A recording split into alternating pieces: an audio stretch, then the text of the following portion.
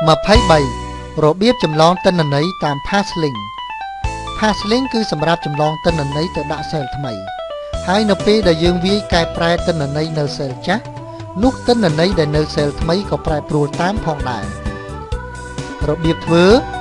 ទី1គឺយើងចុចនៅលើ cell ដែលចង់ថតចម្លងទី2យើងចុចនៅលើ menu home ទី3យើងចុចនៅលើប៊ូតុង copy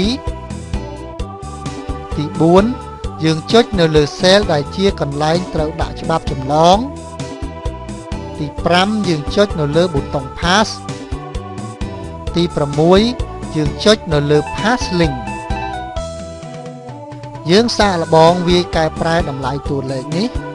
យើងនឹងឃើញថាពេលយើងវាយបដូរតួលេខនៅក្នុង cell B2 នោះតម្លៃលេខនៅក្នុង cell D5 ក៏ផ្លាស់ប្ដូរតាមផងដែរ